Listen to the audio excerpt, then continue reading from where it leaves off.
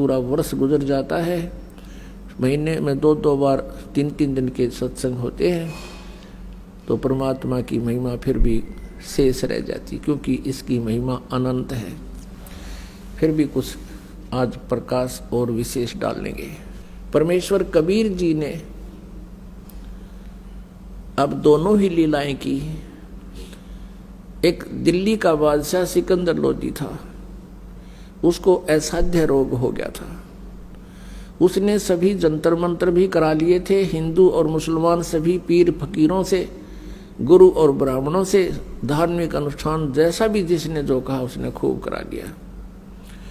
उसको कोई राहत उसके रोग में नहीं मिल रही थी। जलन का रोग था। जलन का रोग ऐसा होता है जैसे पैर जल जाए अग्नि से या चाय से या गर्म किसी भी वस्तु से, फिर उसको एक विशेष पीड़ा होती है। तो ऐसी जलन के रोग में पीड़ा होती है, लेकिन वो ऊपर से किसी पदार्थ से जला हुआ नजर नहीं आता, पूरे शरीर में ऐसी दाह लग जाती है। और सिकंदर लोधी बहुत क्रूर राजा था, हिंदुओं से मुसलमान बनाया करता था जबरदस्ती। राजा होकर के ये और भी बहुत दुष्कर्म कर डालते हैं। इसलिए परमात्मा कहते हैं तब से राज राज मदमानम जन्म तीसरे शुक्र सवानम। राज्य का पद पाकर ये इंसान इतना फूल जाता है, कुछ भी ऊंच नीच नहीं देखता, भगवान से भय खत्म हो जाता है, सब यशमैन हो जाते हैं। फिर ये मनमानी करके और निरे पाप इकट्ठे कर लेता है। फिर उन पापों का भोग भी उसी को भोगना होता है। उसी पाप कर्म के आधार से जन्म जन्मांतर के पाप हमारे संचित होते हैं। उन्हीं में से कुछ पुण्य और पाप मिला के मानुष जीवन में प्रारब्ध बना दिया जाता है। अब सिकंदर लोधी जी ने सब जगह अपना इलाज करवाया। पहले तो सभी ने जंतर मंत्र बताए, फिर अंत में कह दिया कि राजन हमारे पास ऐसी औषधि है, आग लगा दे लकड़ी में और कितनी जोर से जल रही हो 1 सेकंड में बुझा देगी। ऐसा ही करके दिखा दिया। और ये औषधि आपके काम नहीं कर रही, बिल्कुल भी निष्क्रिय होगी है। तो परमात्मा कहते हैं कि जब जीव के पाप बढ़ जाते हैं, ये मेडिसिन भी रिएक्शन करना शुरू कर देती है। तो पुण्यात्माओं, प्रारब्ध पाप से जो कष्ट हुआ है उसका औषधि काम नहीं कर सकती, उसमें परमात्मा की रहम की आवश्यकता होती है। सभी ने ये बता दिया कि तेरा ये प्रारब्ध का कर्म है, तेरे भाग्य में लिख दिया गया है विधाता ने, इसका अंत तेरी मृत्यु के साथ ही होगा, इसका कोई विकल्प नहीं। एक दिल्ली का बादशाह, अब वो क्या ट्रीटमेंट नहीं करवा सकता, उसने ये कह दिया कि जो मेरा इलाज कर देगा उसको मुंह मांगा धन दूंगा। लेकिन सब विफल रहे। किसी ने बता दिया कि काशी में एक बहुत पहुंचे हुए महापुरुष हैं और कबीर नाम है उनका, यदि वो आप पर रहम कर दे तो आपका रोग दूर हो सकता है। और भी बहुत से प्रमाण बताए कि उसके ऐसे गड़बड़ थी, वो ठीक हो गया। दिल्ली में भी एक ऐसा व्यक्ति था, उसको ऐसे ठीक हो गया। फलाने गांव में ऐसे था, उसको ऐसे आराम हो गया। तब राजा को कुछ आशा की किरण दिखाई दी। सभी अपने मंत्रियों से कहा कि तुम काशी में चलने का प्रबंध करो। उन्होंने पहले घुड़सवार भेज दिए 2-3, और काशी के राजा थे वीरदेव सिंह बघेल, वो दिल्ली के बादशाह के अंतर्गत थे, अधीन होते थे। ओवरऑल कंट्रोलर भारत का दिल्ली का शासक ही होता था। बाकी छोटे छोटे नरेश होते थे, जैसे वर्तमान में स्टेट बना रखी हैं और मुख्यमंत्री प्रधानमंत्री के अधीन है। उधर से एक शेख तकी नाम का मुसलमान पीर, जो मुसलमानों का हेड गुरु था, हेड पीर था, और वो राजा का भी गुरु था। और उस शेख तकी के कंट्रोल में पूरा मुसलमान समाज था। इसलिए उस शेख तकी को सिकंदर लोधी साथ रखता था और उसे परामर्श लेकर के कार्य करता था कि कहीं कोई ऐसा मैं धर्म विरुद्ध काम ना कर दूं जिससे जनता में रोष उत्पन्न हो जाए। और ये भी एक राजनीति थी कि कोई इधर उधर रुक चुक होगी तो ये शेख तकी उनने आप सेट कर लेगा। अब हाथी के ऊपर सवार होकर के, हाथी के ऊपर एक अंबारी होती है, राजा लोग हाथी पर चलते थे। हाथी पर चलने से उसको किसी प्रकार की जो है ना झटके नहीं लगते, हाल नहीं लगती, आखड़ी नहीं लगती। बहुत एक अच्छी यात्रा, कंफर्टेबल ट्रेवलिंग मानते थे हाथी के ऊपर चलना। और उसके ऊपर एक कक्ष बना दिया जाता था, एक रूम काठ का, उसमें राजा चलते चलते विश्राम भी करता था, बैठता भी था। हजारों की संख्या में अंगरक्षक साथ सैनिक चल पड़े, पहुंच गए वीर सिंह के पास। जो ही वीरदेव सिंह बघेल काशी के नरेश के पास सिकंदर लोधी पहुंचे तो उनके आओ भगत में उन्होंने खाने के लिए पूरी मेज पर काजू, किशमिश, सेब, संतरे और जो भी नाश्ते में होते हैं सब वस्तु उपलब्ध करवा दी। और खड़ा होकर कहा, ए राजन नाश्ता कीजिए। सिकंदर ने कहा कि वीर सिंह, मैं आपकी आओ भगत से मैं बहुत संतुष्ट हूं, पर मैं खा कुछ नहीं सकता। मेरे एक ऐसी भयंकर बीमारी है कि मैं ना कुछ खा पा रहा हूं, ना मैं सो पा रहा हूं, ना मैं रो पा रहा हूं। मेरे जैसा दुखी इस पृथ्वी पर कोई और प्राणी आज नहीं है। और मैं यहां अपने इलाज के लिए आया हूं। मैंने सुना है कि यहाँ कोई कबीर नाम का संत है। आप तो यहाँ के रहने वाले हो, आपको तो अवश्य उनकी जानकारी होगी। उधर से परमेश्वर कबीर जी की महिमा से परिचित होकर और ज्ञान से प्रभावित होकर वीरदेव सिंह बघेल पहले ही परमेश्वर कबीर जी के शिष्य हो चुके थे। और वो तो वहाँ हजारों ऐसे प्रमाणों को आंखों देख चुके थे और स्वयं के साथ भी घटना घटी उनको भी देख चुके थे कि ये खुद मालिक आए। वीर सिंह की आंखों में आंसू आ गए और कहा कि राजन, आप ठीक ठिकाने आ गए, आप बिल्कुल दुरुस्त स्थान पर आ गए और आपका रोग अब रहेगा नहीं, यदि वो मेहर कर देंगे। वीर सिंह जी से ये बात सुनकर सिकंदर के मन में बहुत खुशी हुई और सोचा कि अब बात बनेगी। तो सिकंदर ने कहा कि वीर सिंह बुलाओ, शीघ्र बुलाओ, उसको मैं बहुत दुखी हूं, कबीर को शीघ्र बुलाओ। अब दिल्ली के बादशाह का आदेश, एक नरेश उसको सीधे शब्दों में मना नहीं कर सकता। करबद्ध होकर कहा कि जो आज्ञा हजूर आपकी, एक मेरी अर्ज भी आपसे है। कहते हैं संत को बाई ऑर्डर नहीं बुलाना चाहिए, और मान लीजिए हम उनको बाई ऑर्डर बुला भी लेंगे और उन्होंने रहम नहीं बख्शा, उन्होंने कृपा नहीं की, अंदर से वो प्रसन्न नहीं हुए, क्योंकि वो दुख भी मान सकते हैं, तो फिर आना और ना आना बराबर रहेगा। और कहते हैं संत को बुलाना नहीं चाहिए, स्वयं चलकर उनके द्वार पर जावे, नतमस्तक हुए, तो प्रसन्न होगे तो राहत मिलेगी, खुश होकर आशीर्वाद देंगे तब राहत मिलती है। सिकंदर कहने लगा, बस ठीक है, आप मुझे अभी ले चलो। अमरता के ना करता, ना जिसके एक शब्द में पूरा हिंदुस्तान हला करता। फिर भी पुण्यात्मा, ये विचार करो इस तत्व ज्ञान पर कि जो राजपाट चाहते हैं वो कितने सुखी हैं, और फिर भी उन्होंने परमात्मा के सहारे की फिर भी आवश्यकता पड़ती है। और हम पहले उस परमात्मा की आड़ में बैठ गए, हम पहले उस पावर हाउस से कनेक्शन ले चुके हैं, जिनसे कुछ फिर बाद में लेगा, चाहे राजा हो चाहे कोई हो, तो उनको उसी सत्र का फिर बाद में लाभ मिलेगा।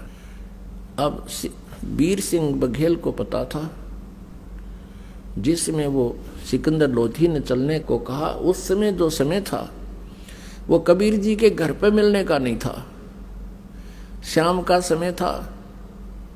वो परमात्मा कबीर जी अपने उस शिष्टाचार के आधार से गुरु स्वामी रामानंद जी के आश्रम में शाम को जाया करते थे। वहाँ बैठकर सब भक्तों और साधुओं के साथ आरती किया करते थे।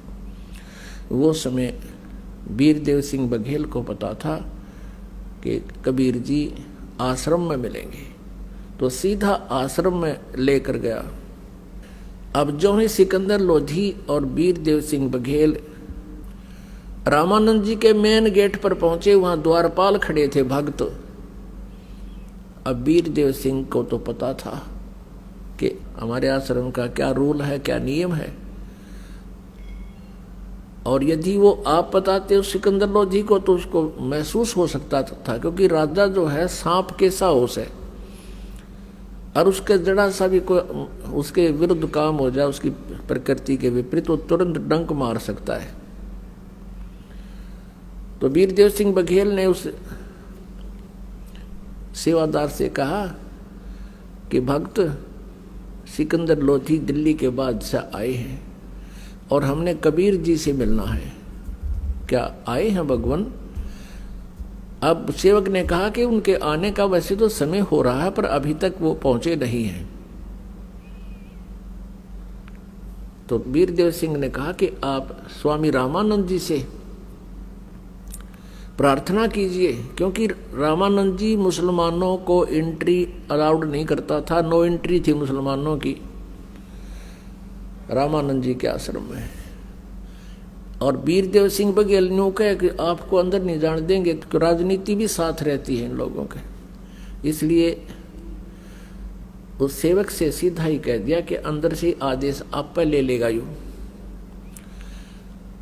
तो वीरदेव सिंह बघेल ने कहा कि स्वामी जी रामानंद जी से कहिए कि दिल्ली के बादशाह शहंशाह सिकंदर लोधी जी आए हैं और वो कबीर जी से मिलना चाहते हैं और आपका भी दर्शन करना चाहते हैं, और जब तक कबीर जी यहाँ आए तब तक आपके पास ये विराजमान होकर के टाइम पास करना, तो अपना समय इंतजार करेंगे, उनके आने तक आश्रम में बैठना चाहते हैं, आपकी आज्ञा लेकर आइए, आपकी क्या आज्ञा। अब सेवादार गया, ऐसे गेट के साथ में ही उनका बाहर आसन लगा हुआ था पेड़ों के नीचे। रामानंद जी का जो गेट से 50 फुट की दूरी पर मुश्किल से होगा, लेकिन था साइड में, सामने दिखाई नहीं दे रहा था। तो जैसा ही सेवक ने जाकर कहा कि हे स्वामी जी, ऐसे ऐसे दिल्ली के बादशाह सिकंदर लोधी आए हैं और आपके दर्शन करना चाहते हैं और कबीर जी से मिलना चाहते हैं, जब तक कबीर जी आओ तब तक आपके यहाँ आश्रम आपके पास बैठना चाहते हैं, आपकी जो आज्ञा हो। अब रामानंद जी ने कहा कि मैं इन मलेच्छों को, काफिरों को, मुसलमानों को अपने आश्रम में अलाउड नहीं करता, कह दो सिकंदर को बाहर इंतजार कर लेगा। अब ये बात सिकंदर ने भी सुन ली, क्योंकि साथ में बैठा था रामानंद जी। उधर से आकर के उस सेवक ने बता दिया कि स्वामी जी ने मना कर दिया कि हम मुसलमानों को अपने आश्रम में प्रवेश नहीं करने देते, ये मांस खाते हैं। अब सिकंदर लोधी तो वो भी शब्द सुन रखे थे कि इन काफिरों को मैं अलाउड नहीं करता। अब राजा वो क्रिमिनल कीड़ा फिर उठ गया, उसके काट ली तलवार। उसने सोची कि एक दिल्ली के बादशाह को और ये 2 कौड़ी का एक ऋषि ऐसे पेश आ रहा है, तो अन्य के साथ इसका क्या व्यवहार होगा। निकाल कर तलवार पहुंच गया अंदर, फिर किसकी परमिशन की जरूरत थी। और जाते ही रामानंद जी के कि तुम हमें काफिर कहता है, ले तुझे मजा चखा, तो उसकी गर्दन काट दी तलवार से, 2 टुकड़े हो गए। अब ये मन गलती तो करवा दे है, एक बार आत्मा फिर रो है, देख इस नीच ने फिर के कर दिया कर्म। आत्मा रोती है, मन को बहुत धिक्कारती है। अब फिर उसका तुरंत याद आ गई। सिकंदर लोधी कहने लगा, वीर सिंह मैं बहुत नीच आदमी हूँ, देख मेरे किसे खोटे कर्म लग रहे हैं। आया था अपना दुख निवारण करवाने के लिए और देख गुस्से में आकर मैंने महात्मा की हत्या कर दी। अब कबीर जी भी मुझे राहत नहीं देंगे क्योंकि मैंने उनके गुरु को मार दिया। अब चल वीर सिंह, चलते हैं वापस। अब कहते हैं परमात्मा सौछल छिद्र मैं करूं। अब फिर वो न्यो भी डर गया कि कबीर जी बहुत पहुंचे हुए महापुरुष हैं और उन्होंने यदि तुझे श्राप दे दिया तेरी और बिरान माटी होएगी।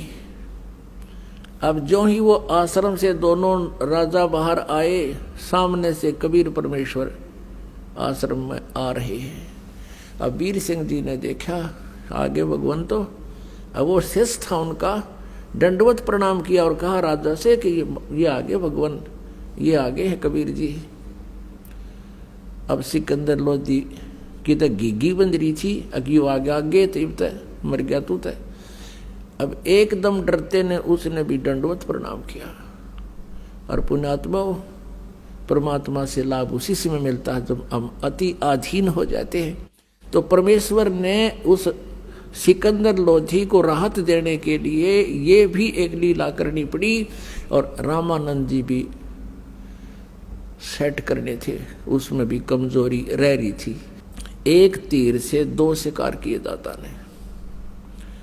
सिकंदर लोधी यदि भी नम्र नहीं होता जैसे कबीर जी आते हैं और वो सीधी बात करो खड़ा खड़ा, मैं बहुत दुखी हूँ, मुझे राहत दे दो, मेरा इलाज करो। जैसे आम वैद्यों को बुलाता था, वैद्य नीचे बैठते थे, वो सिंहासन पर बैठता था। अगर ऐसे प्रभु के सामने वो एक्टिंग करता तो मालिक उसको कोई राहत नहीं देते।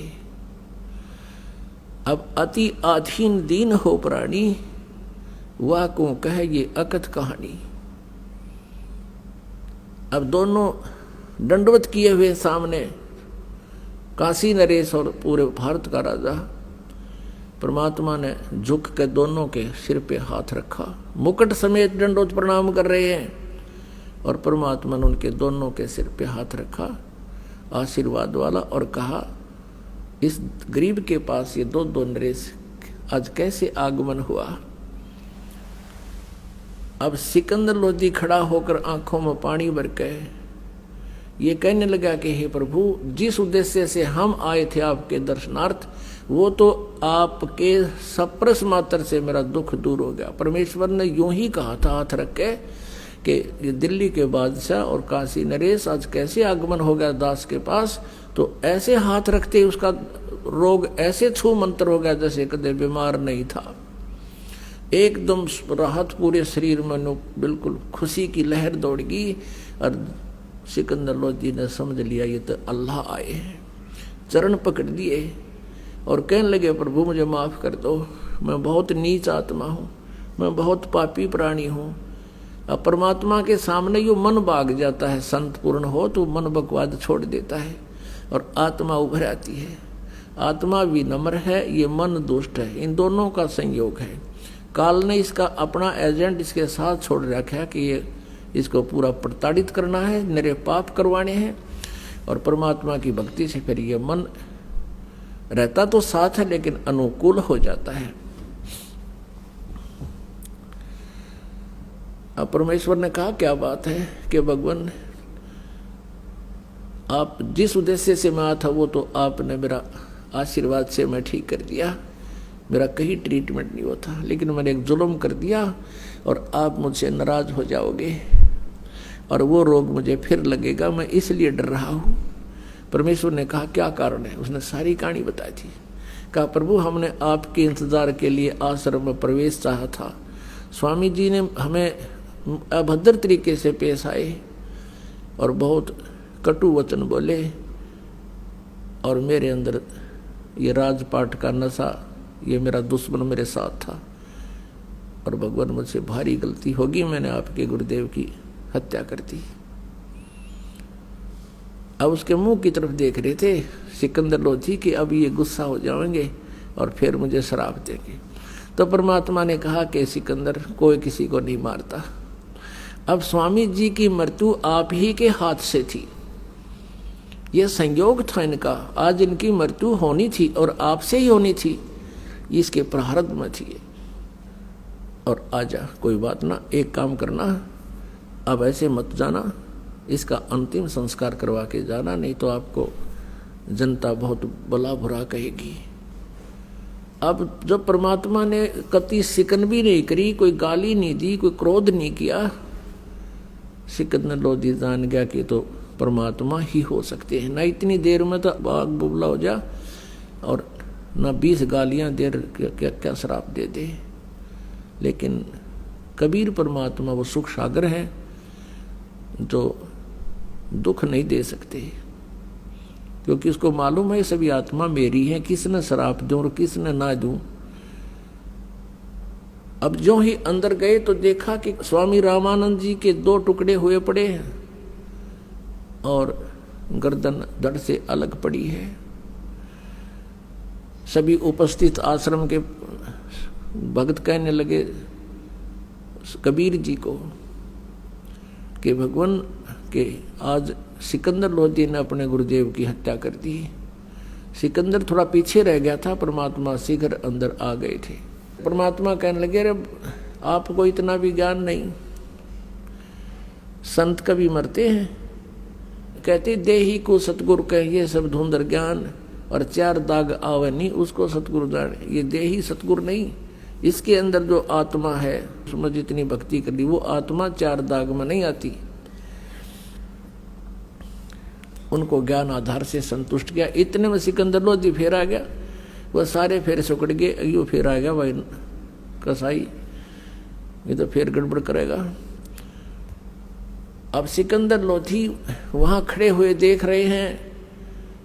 परमेश्वर कबीर जी ने दंडवत प्रणाम किया अपने गुरुदेव के चरणों की तरफ, जहां पर धड़ पड़ा था और गर्दन थोड़ी दूर पड़ी थी, और फिर उठ करके उनके चरणों को स्पर्श किया कि हे गुरुदेव आरती का समय हो गया, उठियो गुरुदेव, भगत समाज आपका इंतजार कर रहा है। इतना ही कहा था कि उसी समय वो गर्दन उठ गए, वो शीश उठ गए और उसकी धड़ के ऊपर चिपक गया, और रामानंद जी एकदम बैठे हो गए। और सामने क्या देखा, फिर सिकंदर लोधी खड़ा देखा तो फिर कड़वी कड़वी आंख करी। तब परमात्मा कहने लगे हे भगवान, हे परमात्मा, हे गुरुदेव, ये आपके बच्चे खड़े हैं। फिर वो थोड़ा सा माइंड ध्यान इधर हो गया, और फिर क्या देखा उसने रामानंद जी ने कि उसके शरीर से आधे हिस्से से तो खून बह रहा था, रक्त, और आधे से दूध निकला हुआ पड़ा हुआ था जमीन पर। अब रामानंद जी आश्चर्यचकित रह गए कि अभी दूध कैसे आ गया मेरे शरीर में, खून तो चलो रक्त की तो मान लें बात। तब कबीर जी से पूछा कि हे भगवान, ये मेरे शरीर से आधा रक्त और आधा ये दूध कैसे निकला?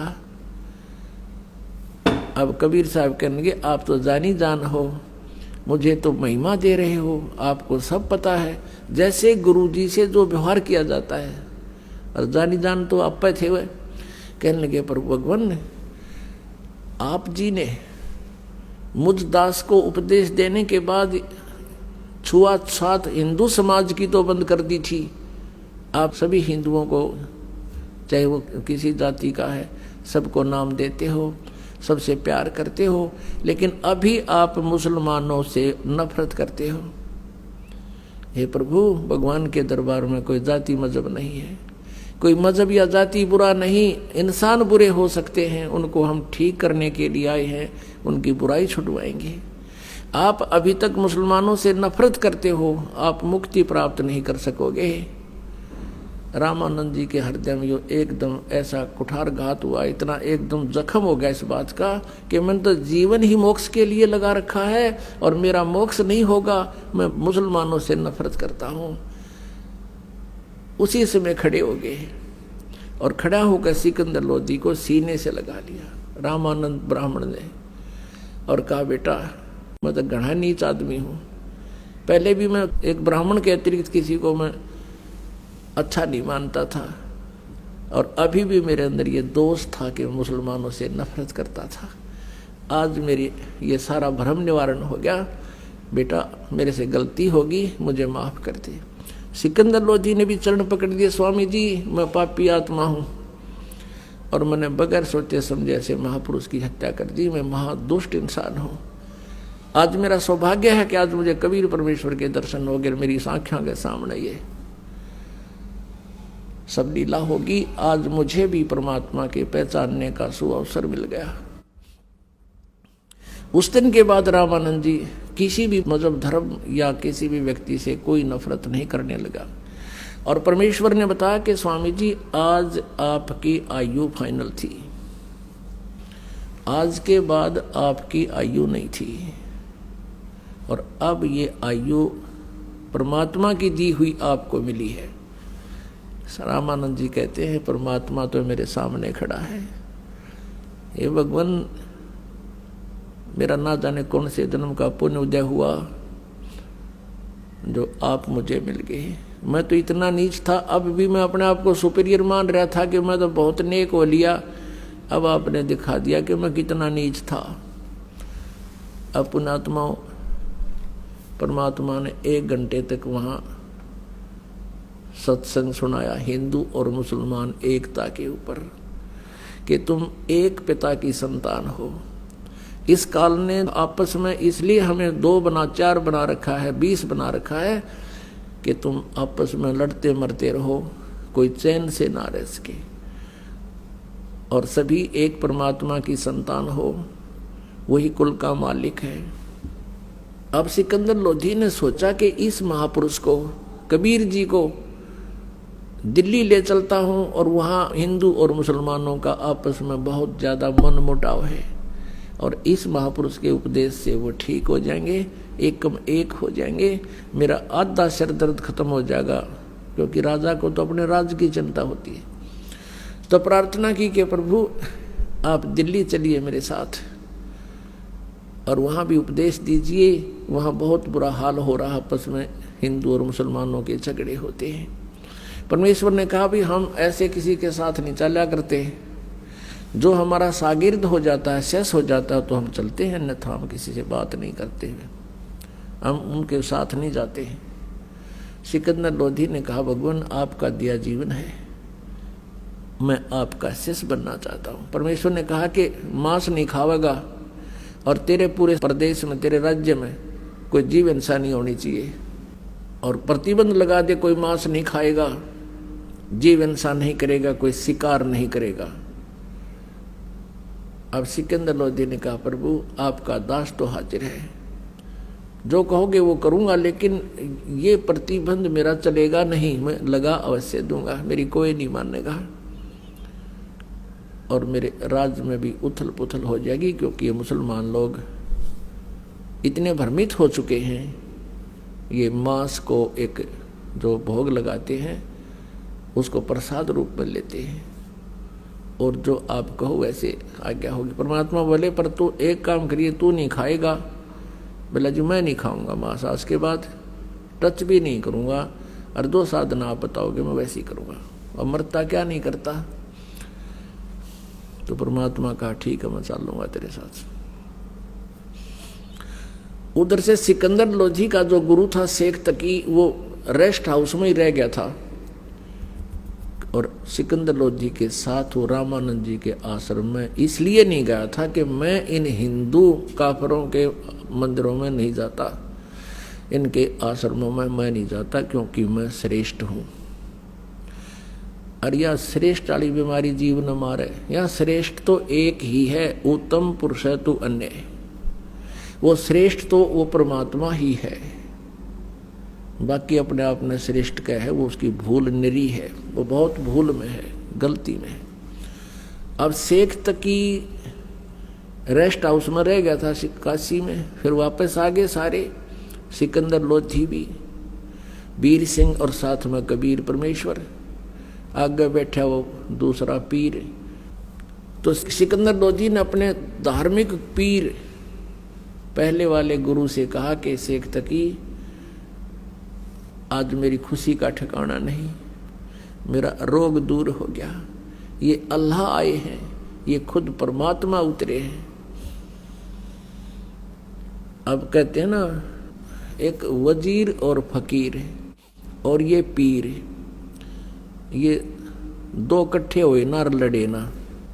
अब शेख तकी के तो आग सी लगी अंदर ही अंदर के अब ये सिकंदर लोधी इस दूसरे पीर को, दूसरे गुरु को महत्व देगा और तेरी महिमा कम होगी, तेरी रोजी रोटी कम होगी।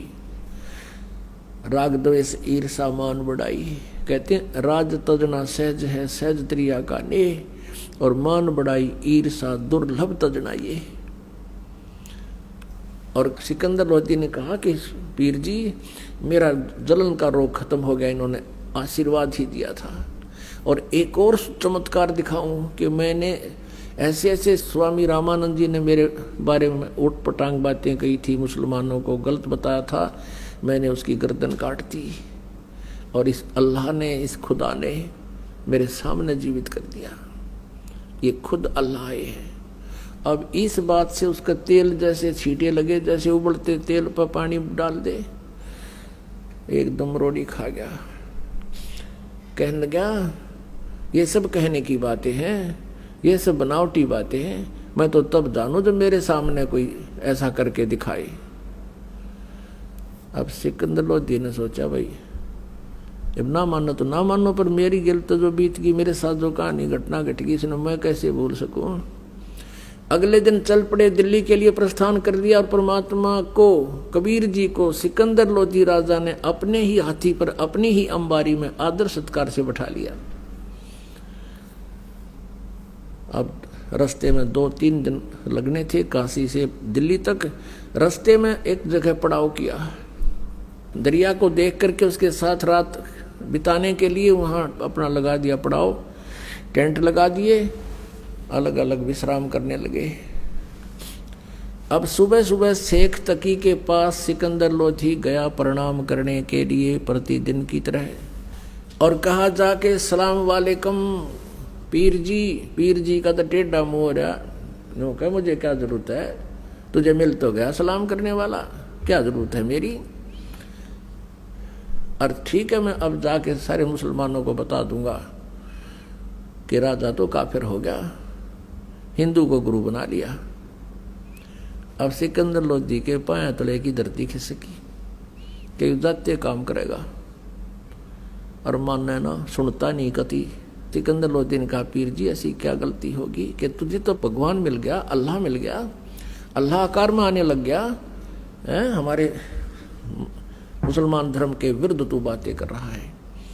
और केवल हमारे हजरत मोहम्मद जी ने ही एक गाय को जीवित किया था, एक बकरे को जीवित किया था। कहते तू इसको अल्लाह मानता है, मैं नहीं मानता, और मुसलमान समाज को कह दूंगा यह सारी कहानी, फिर तू जाने वो जाने। अब सिकंदर को पता था ये नाश कराएगा जाते ही। सिकंदर लोधी वापस आ गए टेंट में जहां कबीर जी विराजमान थे। सिकंदर लोधी के चेहरे की उदासी देखकर भगवान ने पूछा कि राजन कोई राजकाज की बुरी खबर सुन ली क्या, आप मायूस कैसे हैं। तो सिकंदर लोधी ने कहा प्रभु क्या बताऊं, अब मेरे दुख ने मैं जान सकता हूं, मेरे साथ बीती हुई घटनाओं से मैं परिचित हूं, ये पीर जी नहीं जानता, ये मेरा धार्मिक गुरु जो है, ये मेरा पहलड़ा खसम, अब यो मन इतना दुखी कर रहा है परमात्मा, कल से मुझे चैन नहीं है इसकी, वहां से भी मैंने देखी थी इसकी जो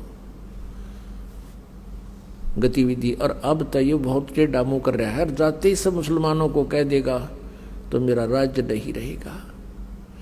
परमेश्वर ने पूछा क्या चाहता है ये। शेख तकी ने कहा था कि मेरे सामने जीवित करके दिखावे जब जानू मैं नहीं मानता, मैं साथ थोड़ा ही था।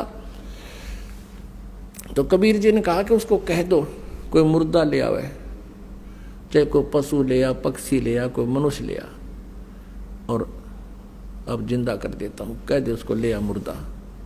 सिकंदर लोधी गया शेख तकी के पास और कहा पीर जी आप कोई मुर्दा ले आओ, और कबीर जी कहते हैं अभी जीवित कर दूंगा। तो वो कहता मैं कहां से लाऊं, कभी समय आएगा जब देखूंगा। अब परमात्मा को पता था कि राजा का टेंशन बना दी इसने, और ये दिल्ली तक पहुंचाएंगे इतने तो हार्ट अटैक हो जाए मनमान सिकंदर का। तो कहते हैं अपने भगत की टेंशन भी परमात्मा एक सेकंड में कारण बना दे। उसी समय क्या देखा कि दरिया के बाहर सब कोई टहल रहा था, कोई नहा रहा था, कोई अपना घूम रहा था। इतने में क्या देखा कि एक मुर्दा, एक बच्चे का शव, 12-13 साल की आयु के बच्चे का शव, जिसको अंतिम संस्कार कर दिया गया था मृत्यु के उपरांत। क्योंकि कुछ ऐसे कबीले हैं जो न तो जमीन में दबाते हैं, न सभा करते हैं, अग्नि में संस्कार नहीं करते, वो केवल जल प्रवाह कर देते हैं। वो ये सोचते हैं कि इसके शरीर को मछली खाएंगी, कीड़े मकोड़े खाएंगे, इसको कुछ पुण्य हो जाएगा, और उसको दरिया में जो समुद्र की तरफ जा रही होती है उसमें एक अच्छे आदर के साथ एक फ्लोटिंग ऐसा बना देते हैं, बेड़ा सा घास फूस का, लकड़ी, थोची से लकड़ी लगा कर उसके ऊपर आदर से लेटाकर और उसके ऊपर एक कपड़ा डालकर जल प्रवाह कर देते हैं। ऐसा जल प्रवाह किया हुआ मृत बच्चा आ रहा था शव, तो सभी ने कहा कि वो आ गया मुर्दा, वो आ गया मुर्दा। सब आगे भाग कर बाहर, कबीर जी भी कोई बुला लिया, शेख तकी भी आ गया। और शेख तकी कहता है अब करके दिखा दे इसको जीवित, हम मान जाएंगे। परमात्मा बोले पहले तू करके दिखा, कहीं फिर बाद में नंबर बनाओ मैं भी कर दूँ। अब सभी ने कहा ठीक है शेख तकी, आप भी करके दिखा दो, आपके पास कोई शक्ति है। अब वो लगा अपने जंतर मंतर करण, यावा होता वो तो होना क्या था उसने। वो पहुंच गया, मुर्दा चला गया लगभग 2-3 फरलांग, यानी 600-700 फुट नीचे को डाउन स्ट्रीम में बहता हुआ। तो शेख तकी कहता है ये तो अपने सिर से बला उतरवाना चाहा था, ये भी नहीं कर सकता, ये बातें बनाता है। ये तो चाहा था कि मुर्दा चला जाए, तेरी इज्जत रह जावे, वो इसने कर ही दिया, मुझे लगा दिया इस पे। अब परमात्मा ने ऐसे संकेत किया मालिक ने हाथ से, वो मुर्दा वापस चल पड़ा। जैसे इंजन की नौका होती है, इंजन वाली मोट, और वो दरिया के फ्लो के विपरीत चल पड़ती है, ऐसे वो मुर्दा दरिया के ऊपर से ऐसे वापस आके और वहां खड़ा हो गया सामने, ऐसे लेट नुका नु स्थिर हो गया मुर्दा, वो मृत शरीर। नीचे से लहरें बह रही हैं दरिया की और वो सब ऐसे है। तब परमात्मा ने कहा जीवात्मा जहां भी है तो कबीर आदेश से इसमें प्रवेश हो और बाहर आ जा। इतना कहना ही था प्रभु का कि सारे शरीर में कंपन होने लगी और वो बच्चा एकदम खड़ा होकर और तैरता हुआ बाहर आया और परमात्मा के चरणों में दंडवत प्रणाम किया। बोलो बंदी छोड़ कबीर साहेब की जय।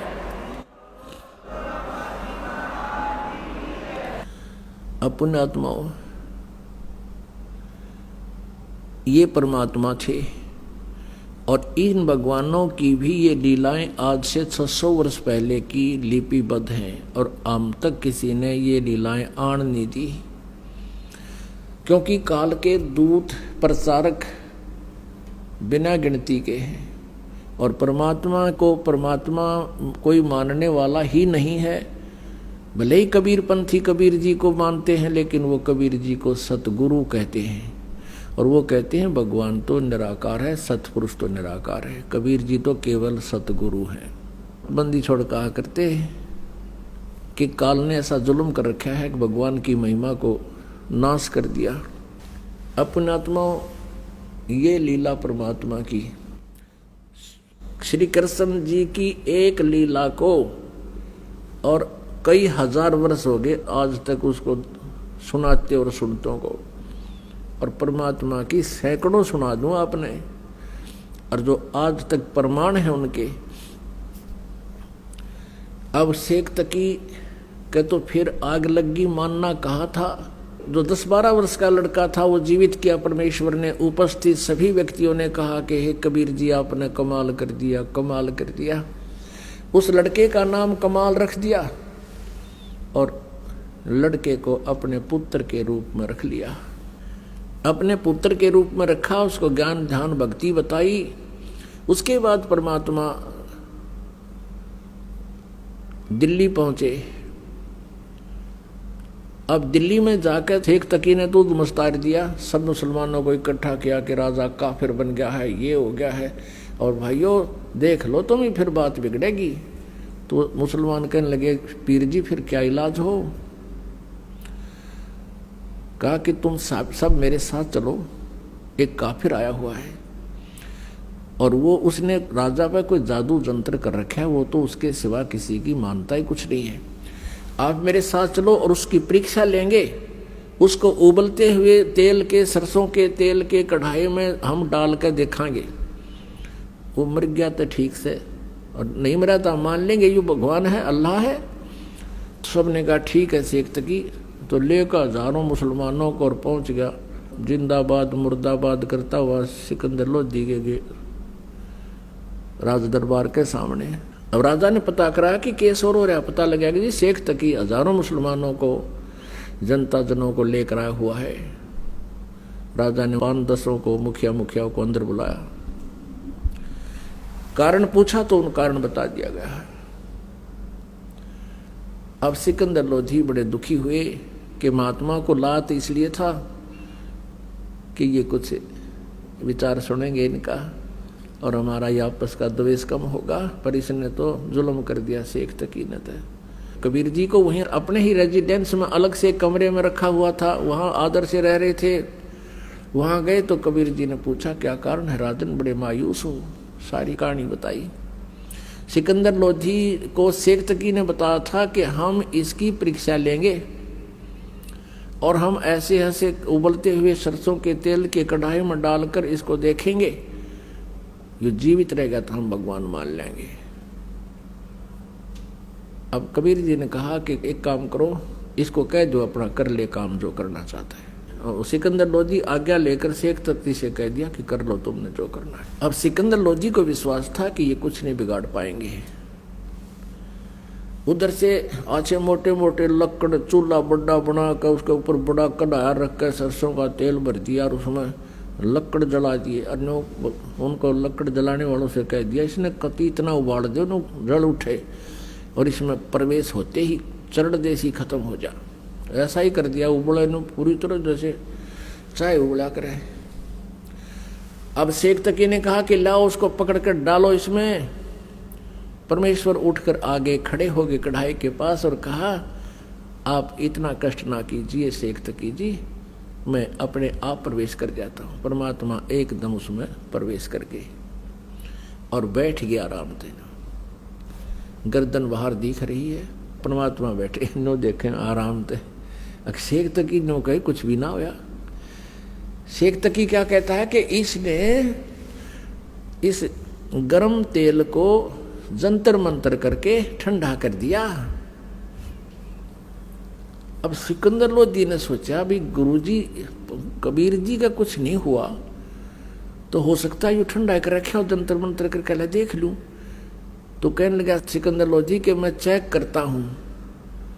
परमात्मा बोले राजा इसमें हाथ मत दिए कदे नकम्मे गए, कहने तू इसमें हाथ दे दे, तेरी उंगली नहीं पाऊंगी, इतना गर्म है यो। सिकंदर लोधी फिर भी नहीं माना कि कबीर जी बैठे मेरी उंगलियां के बिजली पड़ेगी। नो करते करते उसने 2 उंगली अंदर डाल दी। जितनी उंगली तेल में गई थी डूबी थी उतनी कट के अलग होगी, इतनी पीड़ा होगी। सिकंदर लोधी बेहोश हो गए। तब परमेश्वर उस कढ़ाई तो बाहर आए, यूं मार दिया राजा नकम्या ने। अब क्या किया, वैद्य रहते थे साथ में डॉक्टर सिकंदर लोधी के, पानी के छींटे छाटे मारे, होश में तो एकदम आ गया। फिर पीड़ा इतनी थी वो फिर बेहोश हो गया। अब परमात्मा ने वो उंगली पकड़ के पूरी कर दी।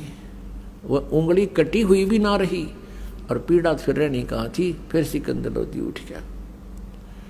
अब पुण्यात्माओं इस दृश्य को देखने के लिए वहां कई हजार दर्शक खड़े थे, मुसलमान और हिंदू। अब शेख तकी तो मान्या नहीं, पर उन हजारों की श्रद्धा परमात्मा के प्रति अटूट बन गई और सब ने कहा प्रभु आपने कमाल कर दिया, अब तो परमात्मा आए हो, हमें दीक्षा दे दो, हम आपकी शरण ग्रहण करना चाहते हैं। कई हजारों ने परमात्मा की दीक्षा ली। अब शेख तकी का फिर आग लागी, क्योंकि राज तजना सहज है सहज त्रिया का ने, ये मान बढ़ाई ईर्षा दुर्लभ तजना ये। 2 दिन के बाद फिर मुसलमान इकट्ठे किए, फिर सिकंदर लोदी से कहा कि हम एक परीक्षा और लेंगे, इनको झेरे कुएं में डालेंगे और ऊपर से मिट्टी मिट्टी डाल के बंद करेंगे, फिर देखेंगे, फिर हम मान लेंगे जो अल्लाह है, जब बाहर आ गया था।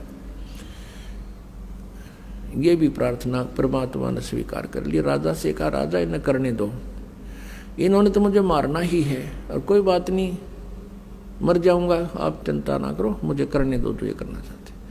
और सिकंदर कहता था, जी मेरी तो पार नहीं बसा रही, ये तो दुष्ट इंसान है, कुछ भी करवा सकता है, मेरे राज को भी उलट पुलट कर सकता है। तो पुण्यात्माओं, परमेश्वर जी को पकड़कर एक बहुत गहरे कुएं में डाल दिया जिसमें जल नहीं था, और वो इतना गहरा होता था, पहले 200 से 150 फुट पर जा करके जल निकलता था, और उसमें डाल दिया। और ऊपर तो कंकर, झाड़, बोझड़े, कांटेदार झाड़ियां, और ऊपर तो मिट्टी, गोबर, छोटी ईंट कति ठोक दिया फुल। और शेख तकी ने तो बस फिर पगड़ी घुमाई, कहा अब बन गई बात है। हाथ पैर मुंह धोकर शेख तकी पहुंचा, फिर वहां सिकंदर लोधी के दरबार में कहने लगे, सिकंदर लोधी, हे राजन, अब कहाँ है वो तेरा अल्लाह? अब शेख तकी तो उधर लेकर गया था, थोड़ी देर पाछे कबीर जी आकर अपने कमरे में लौट गए, विराजमान थे। सिकंदर लोधी ने उनको जलपान कराया। अब ये पूछा को नहीं कैसे आगे, क्यों आगे, ये मालिक की लीला थी, उसको बुद्धियान नहीं दी। शेख तकी इसकी बात सुनकर कि उसको हम दाबा गड्ढे में, कुएं में डाल दिया है, कहाँ है वो तेरा भगवान? सिकंदर लोधी कहने लगा, किसके विषय में बात कर रहे हो शेख तकी? कि वो तेरे गुरु के बारे में, कबीर के बारे में। उसको हमने झेरे कुएं में डालकर ऊपर से सैकड़ों टन मिट्टी डाल दी है, झाड़ बोझड़े डाल दिए, अब निकल के दिखाए। सिकंदर लोधी कहने लगा, वो बैठे कमरे में, आ दिखाऊंगा। अब शेख तकी गया, देख कर नो कर लिया। और दुष्ट ने फिर भी नो नहीं मानी, रतरा के जब ये भगवान आ रहे, पैर पकड़ ले, ये पीर, ये गुरुपना, ये भगवान के सामने नहीं चलता, और ये नकली गुरु भगवान से दूने दूर हो जाते हैं मान बढ़ाई के कारण। फिर भी नहीं माना। अब शेख तकी तो इतना जालिम था, उसने फिर एक शर्त और रख दी। कहने लगा कि मैं जब मानूंगा इसको अल्लाह है, ये मेरी बेटी शेख तकी की पुत्री 12-13 वर्ष की लड़की मृत्यु को प्राप्त हो चुकी थी, और उसको कब्र में दबा दिया गया था। अब कहने लगा, इसको मैं अल्लाह मानूंगा जब मेरी बेटी को जीवित कर दे। शेख तकी ने एक तीर में 2 शिकार करने चाहिए थे। चाहे थे कि जय नहीं जीवित हुई मेरी बेटी तो इसकी हार हो जाएगी, और जीवित होगी तो मेरी बेटी मेरे पास हो जाएगी। इस राजनीति के माध्यम से उसने फिर ये कंडीशन रख दी। परमात्मा ने कहा कि भाई कह दे सिकंदर लोधी शेख तकी को, पर तीसरे दिन इस लड़की को जीवित कर दूंगा। इससे पहले आसपास के अक्षेत्र में सब जगह डंडोरा पीट दो, मुनादी करवा दो, ऐसे नहीं बात बनेगी। कल ने फिर नाट जाएगा, यो हजारों लाखों आदमी हो, कई हजार की संख्या में, और उनको भी विश्वास हो भगवान का। अब सिकंदर लोधी ने भेज दिया आसपास सब सर्वेंट नौकर, गांव गांव में जाकर डंडोरा पीट दिया कि ऐसे ऐसे एक महात्मा आए हैं, शेख तकी की लड़की कब्र में दबा रखी है, उसको जीवित करके दिखाएंगे। इस खबर को सुनकर कई हजार, 20, 30, 50 हजार की संख्या में वह इंसान इकट्ठे हो गए, आदमी औरत सब आ गई, कब्र फुड़वा दी। अब परमात्मा ने कहा कि शेख तकी तू अब अपने जंतर मंतर करके देख ले, कदे बाद में नंबर बनावे, कर ले तू जीवित अपनी बेटी को।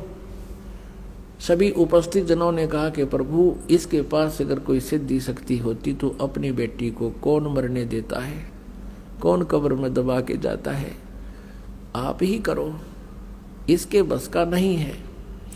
तब परमात्मा ने कहा कि हे शेख तकी की बेटी जीवित हो जा, कुछ देर इंतजार किया, नहीं हुई। फिर कहा कि हे शेख तकी की बेटी जीवित हो जा, वह नहीं जीवित हुई। अब शेख तकी का तो खुशी का ठिकाना नहीं रहा, बंगड़ा पा दिया, नाचा कूदा, ने देखा ढोंगी का ढोंग पकड़ा गया। देख लो भाइयों, देख लो, ये ऐसा झूठा कपटी है, ये इसके अब कुछ नहीं इसके पास है ये। अब परमात्मा ने तीसरी बार फिर कहा, वह फिर भी ना जीवित हुई। पर फिर तो वो कूद दैनो जो कर मर्ग कोई क्या करे। फिर बोला परमात्मा शांति राख पीर जी।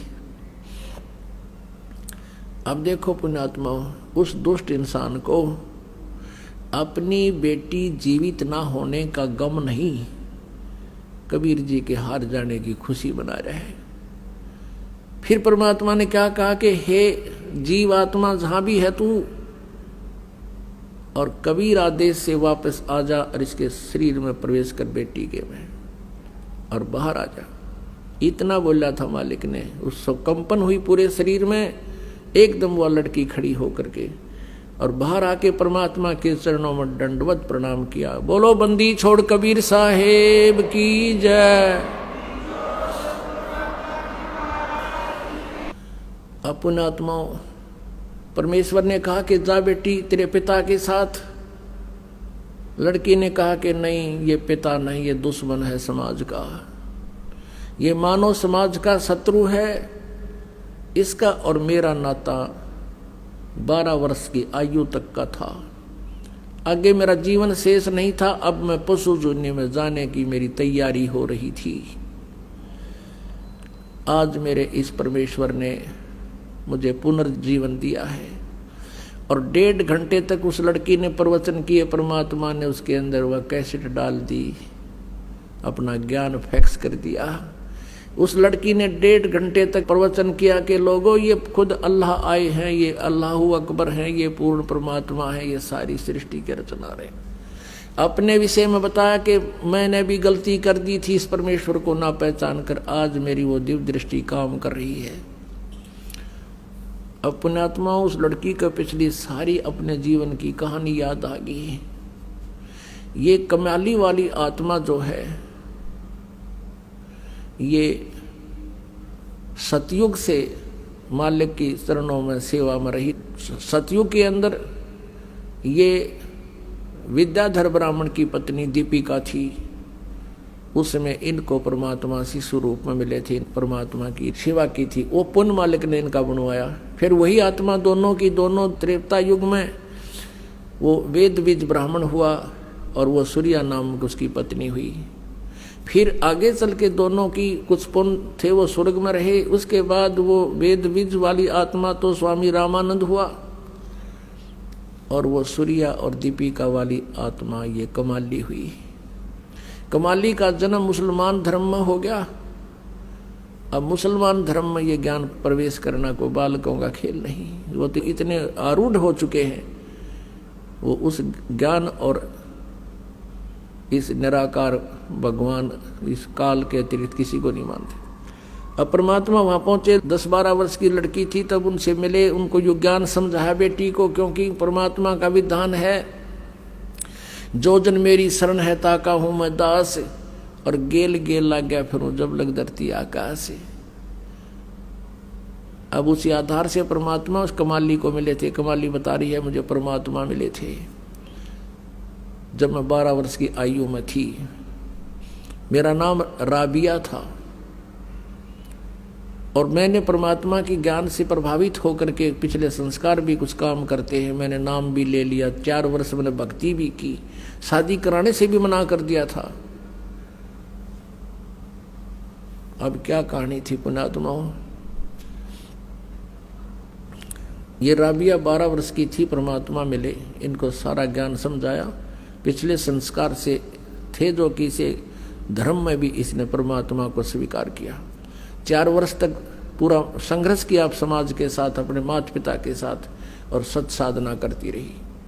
और विवाह करने से मना कर दिया, मैं आजीवन ब्रह्मचारी रहूंगी। लेकिन माता पिता रूढ़िवादी गणे थे। रोटी खानी छोड़ दी, खाना छोड़ दिया। बेटी हम कहाँ मुंह दिखाएंगे, बेटी को घर पर कैसे रखेंगे। तो माता पिता के इस दुख को देखकर उसने स्वीकृति दे दी कि मैं शादी करवा लेती हूँ, लेकिन मन में ये सोच लिया कि मैं अपने पति से फैसला करूंगी। विवाह होता है तो मुसलमान धर्म में एक ऐसी प्रक्रिया होती है, उसमें निकाह कबूल करना होता है। सामने दोनों बच्चों को बिठाकर पूछा जाता है, बेटी क्या तू इसे विवाह करना कबूल करती है? वो स्वीकृति दे देती है तो विवाह होता है, नहीं तो नहीं होता है। तो वहाँ उसने स्वीकृति दे दी, ब्याह हो गया। एक बहुत बड़े नेक आत्मा, बड़े अफसर साहब के उसका जो है ना विवाह हुआ, नाता जुड़ा। अब उस अपने पति को जाकर के उस लड़की ने कह दिया, जी मैं आपसे 2 बात करना चाहती हूँ। उसने कहा बोलो। उसने सारी कहानी बता दी कि मैं शादी नहीं करवाऊंगी, मैं संतान उत्पत्ति नहीं करूंगी, मैं शादी नहीं करवाना चाहती थी। मेरे माता पिता जी समाज को बहुत देख रहे थे, लोक लाज में ज़्यादा दुखी हो गए थे। तो उसने कहा कि आपने फिर निकाह कबूल क्यों किया था? संतान उत्पत्ति नहीं करेगी, मुझसे मिलन नहीं करेगी, तो तूने निकाह कबूल क्यों किया था? कि मेरी मजबूरी थी, मेरे पिताजी लोक लाज के कारण घने दुखी हो गए थे। अब आप देख लो, यदि आप जी ने मेरी शर्त स्वीकार नहीं की तो मैं आत्महत्या कर लूँगी। मैं आपको टच नहीं कर सकती, मैं गृहस्थी नहीं कर सकती। अब वो घना दयालु आदमी था, नेक व्यक्ति था। उसने सोचा भाई मैं क्यों पाप का भागी बनूं, ऐसी देवी है, भगवान से डरने वाला था। उसने कहा देख राबिया बात सुन, ठीक है मैं तो और शादी करवा लूँगा, क्योंकि मुसलमानों में अनेक विवाह हो सकते हैं, लेकिन एक बात ध्यान में रखना, जैसे आपके माता पिता की लाज थी ऐसे मेरे माता पिता की भी लाज है। आपको मैं अलग से दे दूंगा कमरा, और तू भक्ति जैसा भी करती रहना। संसार की दृष्टि में रहेगी मेरी पत्नी, लेकिन मेरी दृष्टि में तो मेरी बहन तुल्य होगी, तुझे कोई दुख नहीं होने दूंगा, लेकिन घर से बाहर नहीं जाने दूंगा, तुझे पर्दे से बाहर नहीं रहने दूंगा। राबिया ने सुख का सांस लिया, हे अल्लाह बड़ी सुनी आपने मेरी। अब उस लड़की ने वहां देखा समाज में, क्योंकि 1, 2, 20, 1000, लाख सभी एक जैसी क्रियाएं कर रहे हैं भक्ति की, परमात्मा वाली भक्ति को छोड़ दिया और वो लोक वेद वाली शुरू कर दी। पुण्यात्मा सत्संग के अभाव से अभी तक ये बिजली गिरती रही। अगर उस लड़की को रह रहकर सत्संग मिलता रहा होता, परमात्मा उन जो त्रुटियां समाज में होती हैं उनको अब पहले करके दिखा दी कि ये ऐसी बिजली गिरती है, इसलिए सत्संग की आवश्यकता रह रहकर पड़ेगी आपको, तो वह विचलित होगी और वही पूर्व वाली जो साधना अपने धर्म में थी वो करने लगी। नमाज, नमोज, ये सब, बकरीद, ईद सब करने लगी। फिर होगी जब वो वृद्ध अवस्था में आई, उसने अपने पति से कहा कि अब हज करना अनिवार्य बताते हैं, आपकी आज्ञा हो तो मैं हज कराऊं। मुसलमान धर्म में ये माना जाता है जो हज कराते हैं तो वो सीधे स्वर्ग जाते हैं जब उनकी मृत्यु होती है। हज नहीं करता तो वो अभी वो मतलब पूर्ण लाभ प्राप्त नहीं होता है। उसके पति ने कहा कि आप जा सकती हो। उसने देख लिया बेचारी कभी बाहर गली में मैंने किसी से बात करती भी नहीं देखी। कहा कि मैं आपके लिए कोई ऊंट व्यवस्था करवा देता हूँ और साथ में कुछ नौकर भेज देता हूँ। वो कहने लगी नहीं मैं पैदल जाऊँगी, और भी बहुत लोग जा रहे हैं। अब वो चल पड़ी और जाने वाले कोई जा रहा था, कोई नहीं आ रहा था, कोई किधर रास्ते में बैठ गया, तो वह सीधी चली जा रही थी। उसने क्या देखा कि एक कुएं के ऊपर एक कुतिया प्यासी खड़ी थी, उसके छोटे छोटे नवजात बालक वो अलग पड़े थे और वो इतनी प्यासी थी कि राबिया के चरणों की तरफ आई, फिर भाग दौड़ कर कुएं की तरफ झांका, फिर उसके पैरों की तरफ आई। अब राबिया ने देख लिया कि प्यासी बहुत है। वहां जाकर देखा कुएं पर कोई बाल्टी नहीं, कोई रस्सी नहीं। अब उधर से उस कुतिया की दुर्दशा देखकर उस पर रहा नहीं गया। कहते हैं दया बिना दरवेश कसाई, जिसके अंदर दया नहीं है वो संत दरवेश वो साधु कसाई के तुल्य है। अब उस लड़की ने कोई चारा नहीं देखा, आसपास कोई गांव झोपड़ी भी नहीं, कहीं से को बाल्टी ने जूले आऊं। उसने आओ देखा ना तो आओ देखा, अपने सिर के बाल नो पाड़ दिए, खस्सा खस खस्सा खस। आप पाड़ के देखो 5-4 बालों को एकदम नो खस्सा खस पाड़ दिए, कति सारे बाल पाड़ दिए। और उनकी फिर रस्सी बाटी, आप लो आने होगी। रस्सी बाटी बहुत लंबी, गहरे पानी जल होता था। अपने कपड़े निकाल कर, पहले मोटे कपड़े पहना करते थे खादी के रेजे के, और उसका बांध के नीचे जल में डबोए, और फिर निकाल के एक पात्र पड़ा था मटके का टूटा हुआ आधा हिस्सा घड़े का, उसमें निचोड़ा, फिर पानी निकाला, और कुतिया 1 सेकंड में उसने जब पी जा, और फिर मुंह की तरफ देखे, फिर दूसरा।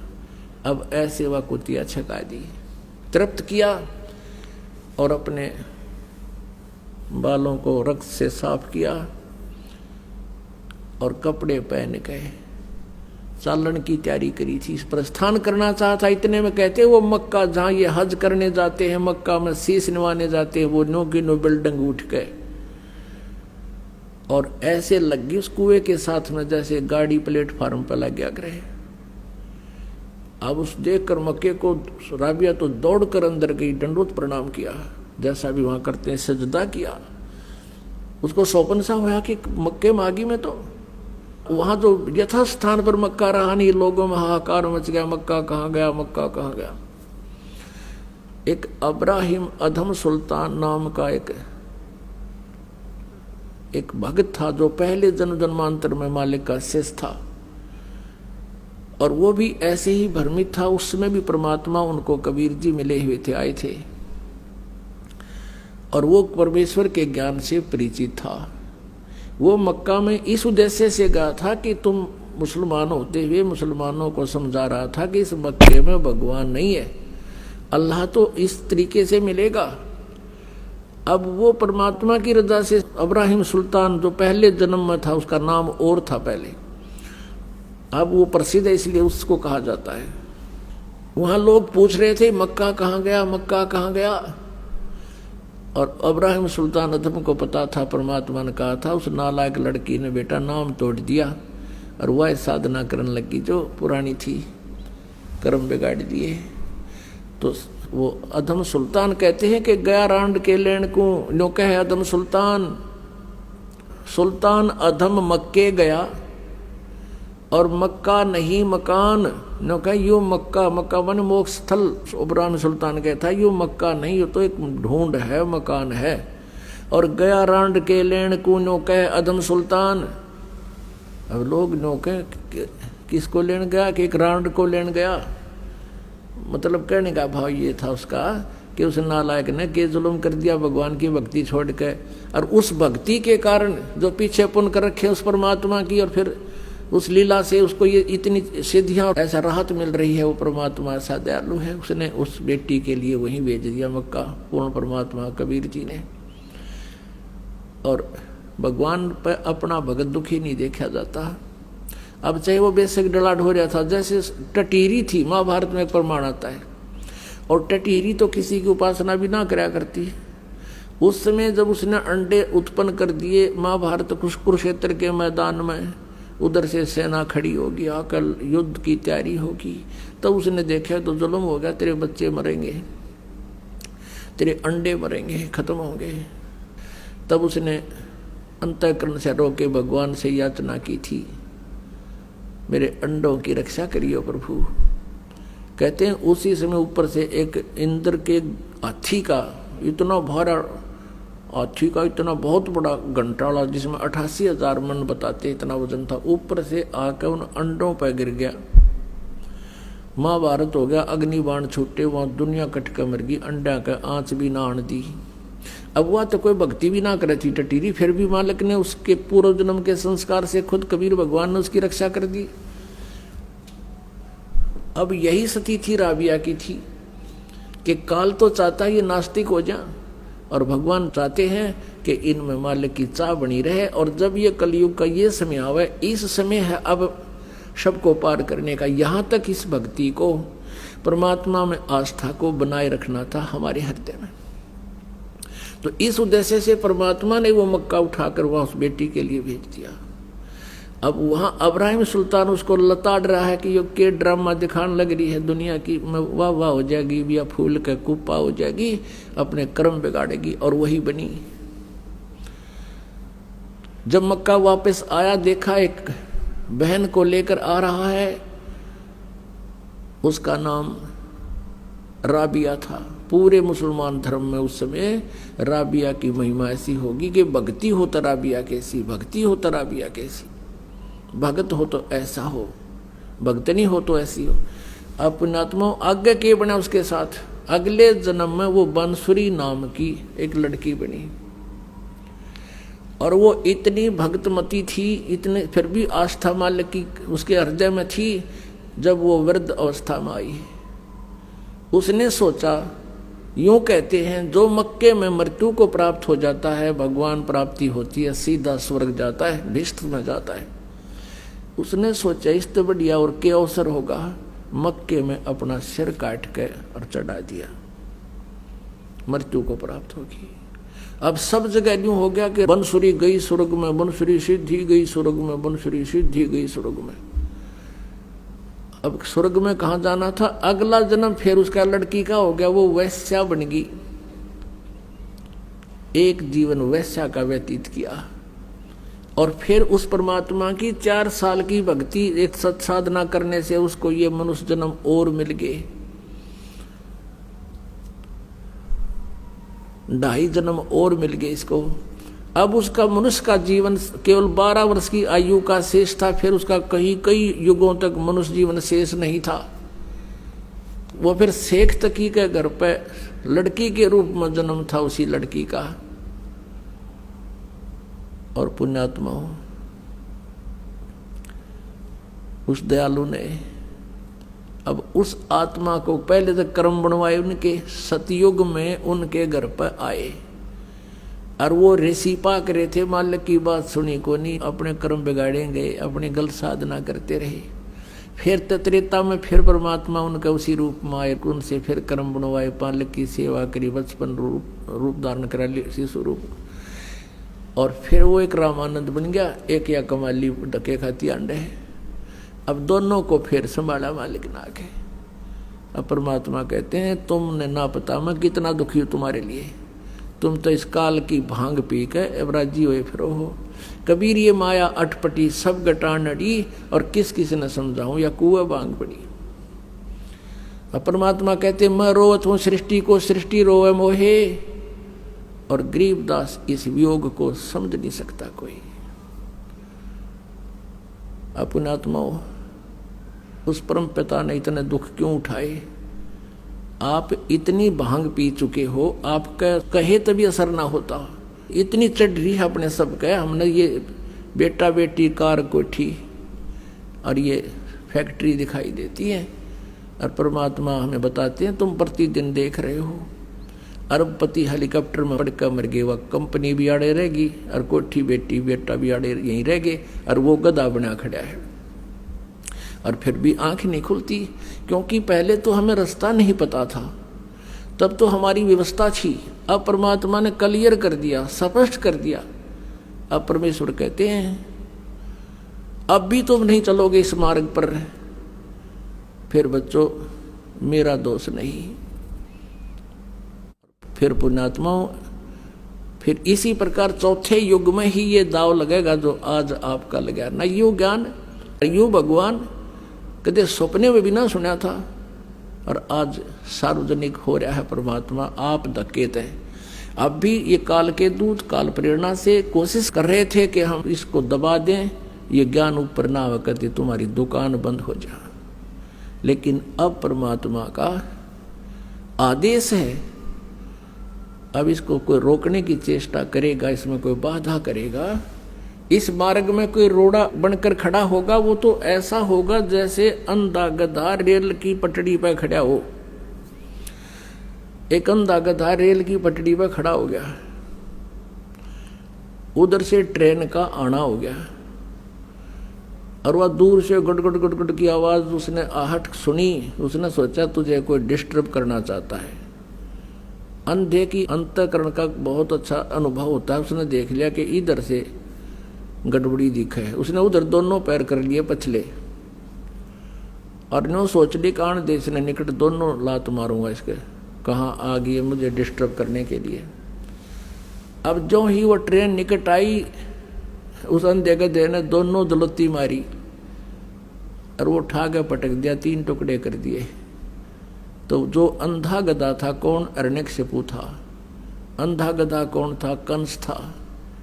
अंधा गधा कौन था? रावण था। और भी अब जो इस मार्ग में बाधा कर रहे हैं वो भी अंधे ही गधे हैं। अब ये तो परमात्मा की पटड़ी पे इस माल्य के मार्ग में कोई आकर बकवाद करेगा तो दाता उसको बख्शमा करेगा नहीं। अब ये पूरे विश्व में जाएगा। अब पुण्यात्माओं, इस प्रकार की लीलाओं को देखकर सबने कहा कि कमाल कर दिया, कमाल कर दिया, लड़की का नाम कमाली रख दिया। परमेश्वर ने कहा कि जा बेटी अपने पिता के साथ। नहीं, ये दुश्मन है समाज का, इसका और मेरा संस्कार केवल 12 वर्ष तक का था, अगर मेरा जीवन नहीं था मनुष्य का। उस बेटी ने खड़ा होकर के सबको बता, और मुझे अपना पिता मिल गया। कबीर परमेश्वर के चरणों में शीश टेक दिया, आप मेरे मालिक हो, आप मेरे पिता हो, आप कुल के मालिक हो। अब उस लड़की को परमात्मा ने अपनी बेटी की तरह रखा और उसको भक्ति मार्ग पर आरूढ़ किया। पुण्यात्माओं, परमात्मा की इस तरह की लीलाएं देखकर, और परमेश्वर ने एक एक दिन में 100 जगह प्रकट होकर ये सत्संग सुनाए, अपने बच्चों को सुख दिया। आज तो ये टेलीविजन चल पड़ेगी तो एक दिन में चाहे 1 करोड़ जगह बोल ले एक आदमी। और उस समय तो कोई ऐसा मीडिया भी नहीं था, ना कोई लाउड स्पीकर थे, ना कोई ऐसा जो है ना ब्रॉडकास्ट का ऐसा विकसित साधन थे। उस समय परमात्मा के 64 लाख से हुए थे कबीर परमेश्वर के, वो कोई ज्ञान से नहीं हुए थे। वो दयालु कहते हैं, उत्तम पुरुष तु अन्य परमात्मा इति उदारत, यह लोग तरम आविश्य विवर्ती अवैश्वर है। गीता जी अध्याय नंबर 15 के श्लोक नंबर 17 में, और यजुर्वेद अध्याय नंबर 5 के श्लोक नंबर 1 में 2 बार प्रमाण दिया है। अग्ने तनुरसी विष्णुवेत्वा सोमस्य तनुरसी।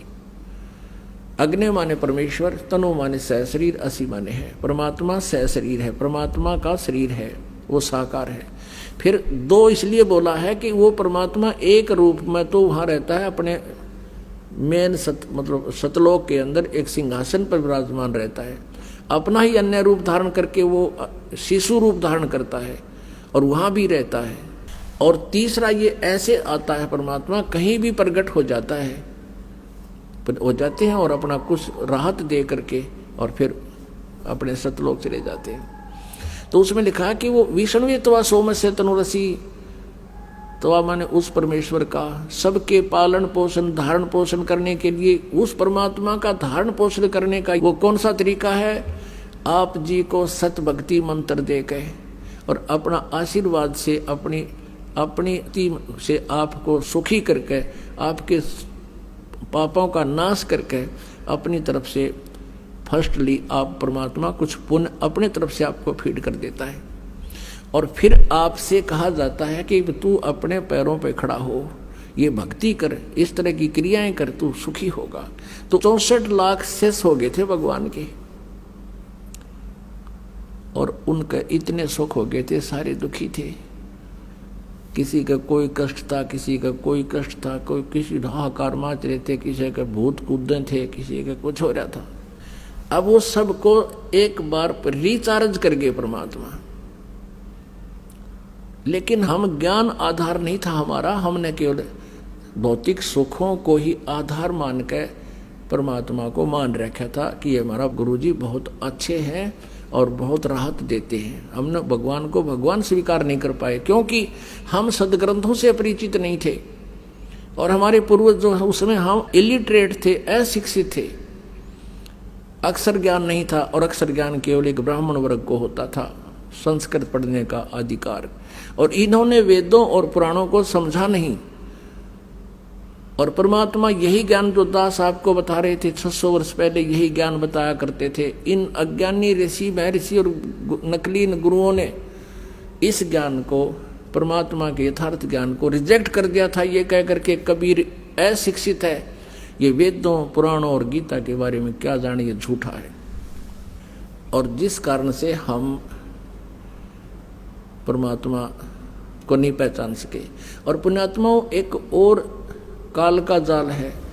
परमात्मा तो सुख देगा ही देगा आपको, वो तो सुख सागर है, लेकिन जब आपको राहत मिल जाती है, सुख हो जाता है, तो आप भगवान से दूर अवश्य हो जाते हो।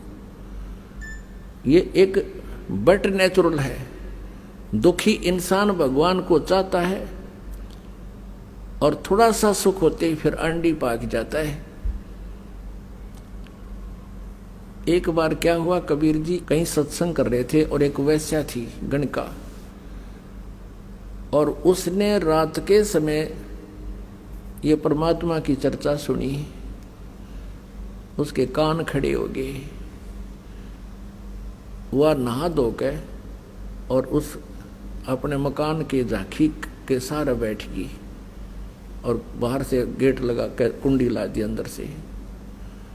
शांति से उसने सुना भगवान की चर्चा। उसकी आत्मा ने धिक्कार दिया उसको कि मैं क्या कर रही हूँ, ओए होए मुझे करना के चाहिए था। मालिक ने 2 घंटे प्रवचन किए वहाँ पर ऊंची आवाज में। रात का समय, शांत मौसम, दूर तक आवाज जाती है। लड़की ने उसी समय जाकर परमात्मा के चरणों में मत्था टेक दिया और कहा, प्रभु क्या मेरे जैसी नीच का भी उद्धार हो सकता है? परमात्मा ने पूछा, आप कौन हो? खड़ी होकर बताया बेटी ने कि मैं एक वैसा हूँ। ये भगवान, मैंने आपका ज्ञान सुना, मेरा तो कालजा पाट गया, मैंने अनजानपने में पाप करे, मालिक मुझे माफ कर दो। परमात्मा बोले, बेटा साबुन का स्वभाव है मैल काटने का, आप नाम लो, आगे बुराई त्याग दे, पार होगी या कौन सी बात है। अब नाम ले लिया।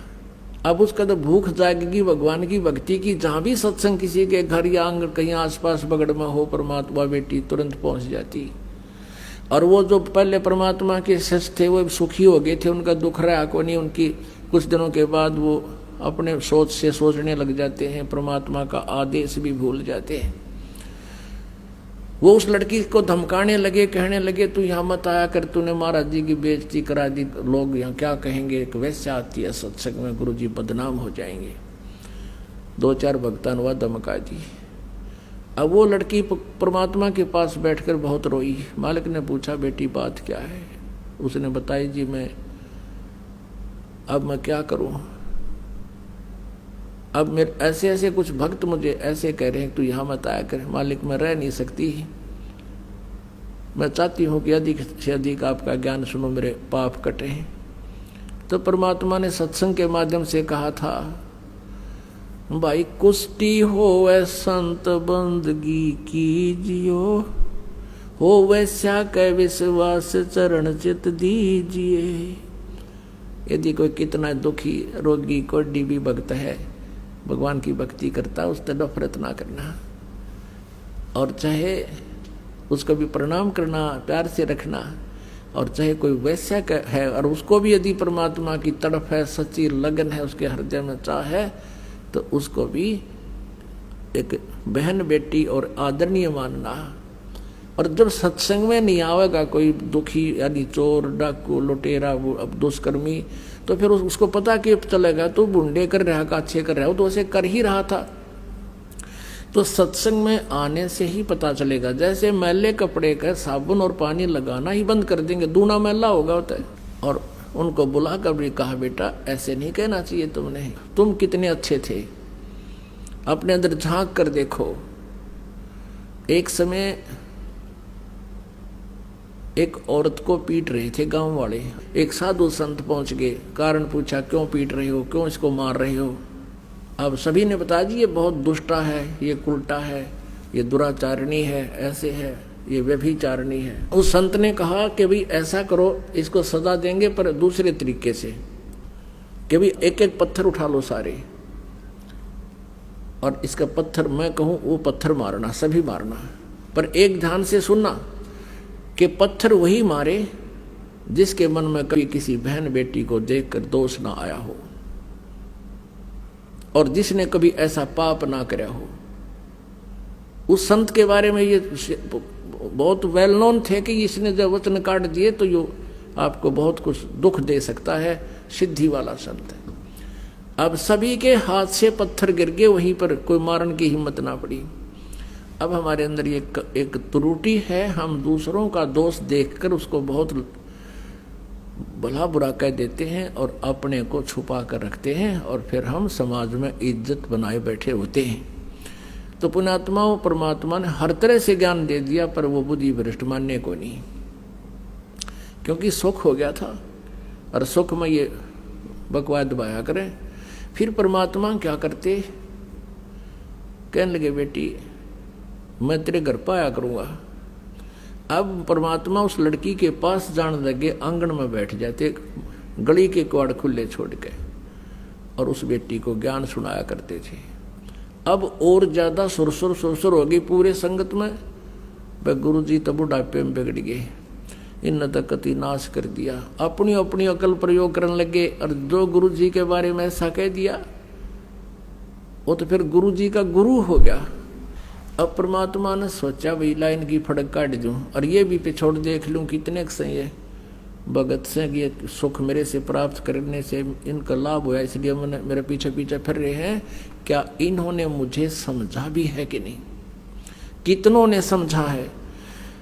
परमात्मा ने कहा कि उस लड़की से बेटी तू एक काम कर, कल हमारे साथ चलना है, ऐसे ऐसे करना है, सारे आभूषण पहन ले जैसे तू पहले करती थी, सब अपना ये लिपस्टिक विपस्टिक ला के पूरी तैयार होकर जाना, जो पिताजी आपकी आ गया।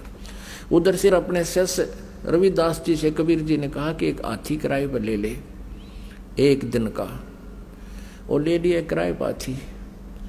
गंगा जल भर लिया परमात्मा कबीर जी ने बोतल में, पारदर्शक बोतल में। हाथी आंकड़ियां, हाथी का पीलवान तो बन गए रविदास जी, और बीच में बैठा ली वह लड़की, वो वैसा सुप्रसिद्ध, सारे काशी जानता था उसको, और कबीर जी बैठ के पिछली साइड में, और उस लड़की के कंधे पर हाथ धर लिया परमात्मा ने न्यू, और एक हाथ में वो गंगा जल शराब की तरह पीवा है, और न्यू कर बैठे बैठे उसने कह दिया परमात्मा ने रविदास जी को कि इस हाथी ने उस मेन बाजार में काट दे, और मेन बाजार में निकाल दिया। अब जो भी देखेगा यो के सरेआम ड्रामा हो रहा है, जो कहो तो कबीर है भाई, कबीर वो दानक जुलाहा, और उन कबीर जी परमात्मा के शिष्य बहुत थे वहाँ पर, उनको लाओ बुला बुला के, आ जाओ, हम तो पहले कहा करते वहाँ ऐसे जाते हैं वैसे जाती हैं, आज देख लो शराब के नशे में इसने ये बिना पता तू कहाँ क्या वैश्यावर्ती कर रहा है, ये तुम्हारा गुरु। अब वो बुद्धि भ्रष्ट शिष्य जौन सा भी देखे, नो के मन तो कदे कदे जाया करता, कोई नो के मन तो कोई दिन तो नाम छोड़ रखा था, एक आधा नो का मैं तो फलाना ले गया था, एक दिन गया था, मेरा को ना गुरु घर। अब कहने का भाव ये है परमात्मा कि इस लीला को देखकर वो 64 लाख विमुख हो गए। कुछ तो लोग लाज के मारे संपर्क तोड़ गए परमात्मा थे। एक अर्जुन सरजुन नाम के 2 भगत थे, वो कहीं बाहर गए हुए थे, वो वापस आए तो सारे भक्तों ने कहा भाई गुरुजी का तो दिमाग चल गया, गुरुजी ने तो जुल्म कर दिया, सरेआम वैश्यावर्ती कर रहे थे, दारू पीने लग गए थे, और एक वैश्या को लेकर हाथी पर घूम रहे थे। उनका ना जच्ची या बात, अब भाई तुम गुरुजी के बारे में तुम ये शब्द कह रहे हो, तुम्हारी जुबान कट जाएगी, अरे ऐसे महापुरुष के बारे में तुम क्या बोल रहे हो, तुम्हारी कहाँ बुद्धि चली गई, कौन से पाताल में तुम कहाँ घूम रहे हो, क्या बकवाद कर रहे हो, शराब तुमने पी रखी है क्या। उन्होंने बहुत कहा, लेकिन वह उनके शिष्य दूसरे थे, उन्होंने बोले तो आप न बेरा पट जाएगा, शाम न चले जाना, वहां पर उस वैश्या के घर मिलेंगे आपको। अब उस बेटी की भावना देखकर परमात्मा वहीं पहुंच गया। उन दोनों को भी पिछोड़ना था मालिक ने, उनकी भी पिछोड़ करनी थी, जांच करनी थी ये कितने हैं। तो जाकर देखा अर्जुन सरजुन ने गली में से निकले, सामने का गेट खुला गली वाला, सामने परमात्मा बैठे चारपाई पर, वो लड़की बैठी नीचे जमीन पर और सतगुरु के पैर दबा रही। अर्जुन सरजुन एक बात आगे निकल गए, आगे निकल गए, फिर देखा गुरुजी बैठे, भाई तो बात बिगड़ गई। दोनों ने सोचा चल गुरुजी को कुछ प्रार्थना करते हैं, आकर के अंदर कहने लगे गुरुजी आपने यहाँ नहीं बैठना चाहिए था, यूं तो एक बदनाम औरत का द्वार है। परमात्मा कहने लगे, अर्जुन सर्जुन तुम मेरे शिष्य नहीं रहे बेटा, आज तुम मेरे गुरु होगे जब गुरु जी को राय दे रहे हो। और जा भाग जाओ दुष्टो, तुम्हारी बुद्धि भ्रष्ट होगी। परमात्मा ने कहा कि ऊंच नीच में हम रहें, ये तो मेरे लिए तो हार्ड चाम की दे। अर्जुन सर्जुन समझियो तुम करियो शब्द सने। और कहा कि तुम जाओ, भाग जाओ यहां से। अब उनकी तो वो कुछ अच्छी संस्कारी हंस थे, वही बैठ गए पेट पकड़ के। अब हमने गलती कर दी भगवान, हे परमात्मा हमारी तो बुद्धि चल गई। अरे निकम्यो, जब मेरे से इतना लाभ तुमको मिल रहा था, जब तो मैं भगवान था, अब मैं दुष्ट हो गया। इतनी अकल भी काम नहीं कर रही, तुम्हारे मुर्दे तक जीत दे करे, तुम्हारे हर तरह से लाभ मिला। तो अर्जुन सर्जुन बैठ के न बोले, भगवान हम पापियों का उद्धार भी हो सकता है। परमात्मा बोले, अब इस शरीर से नहीं हो सकता, क्योंकि तुम कितनी बात बना लो, अब तुम्हारे अंदर वो लगाव मेरे प्रति बन नहीं सकता, क्योंकि आपके हृदय में ये जमा हो चुकी है। गुरु जी हम गलत बैठे। और किसी के जच्चे भी कोई ना इस अतिथि में, तो जच वही हंस है जो अपने गुरु के प्रति एक इतनी भी आस्था बिगड़े नहीं मन में, चाहे कोई सारा समाज कह ले। आज इस दास के साथ वही लीला हुई, क्रोथा कांड।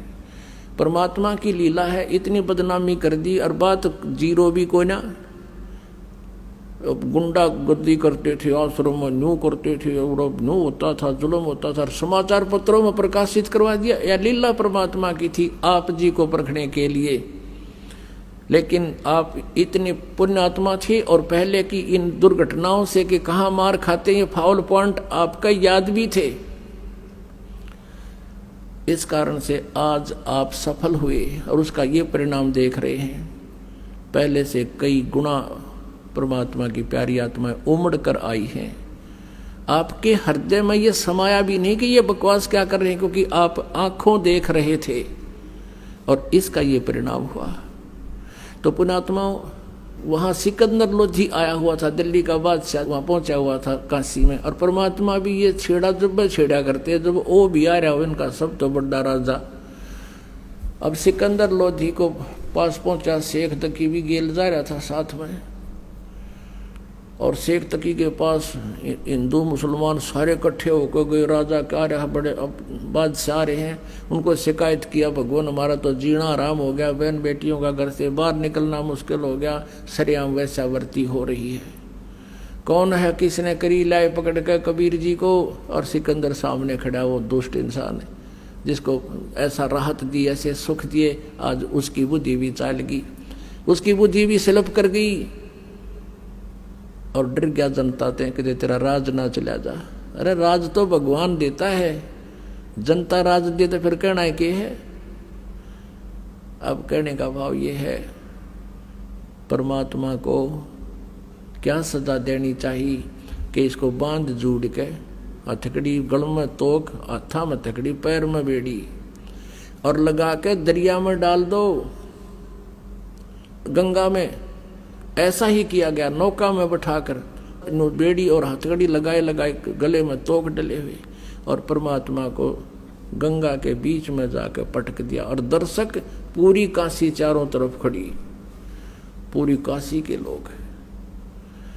अब वो परमात्मा को जो जल में पटका, हथकड़ी बेड़ी अपने आप टूट के एक तरफ गिर गई, और परमात्मा उस जल पर ऐसे बैठ गए जैसे थल पर बैठा करे, और नीचे से लहरें खूब उमड़ उमड़ कर जा रही हैं। अब वो नौकाड़े तो वापस आ गए, परमात्मा बैठे नौके, और सब देखे अभी तो को नहीं डूबया। फिर शेख तकी ने कहा इसका पत्थर मारो, पत्थर मारो, लागे पत्थर मारन। फिर कहने लगा शेख तकी कि इसका तीर मारो, गोली मारो। अब वो भी ना लगी। फिर क्या कहा कि लाओ तोब लाओ, तोब लाओ। तो सारे बुद्धि भ्रष्ट हो रही। राजा ने आदेश दे दिया, तोब ले गए, और वहां से तोब के गोले मारे परमात्मा पे।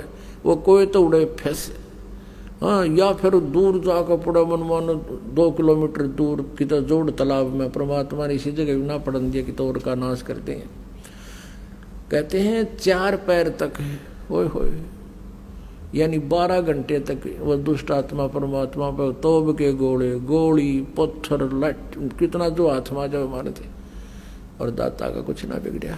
गरीबदास जी कहते हैं, गरीबदास उस पुरी में सबकी बुद्धि का नाश है, और फिर भी उनके सभी की बुद्धि का नाश हो रहा है, नो पहचान नहीं सके रहा भगवान बैठा, और इसका कोई असर नहीं हो रहा। पैर पकड़ लो हैं और माफी मांग लो।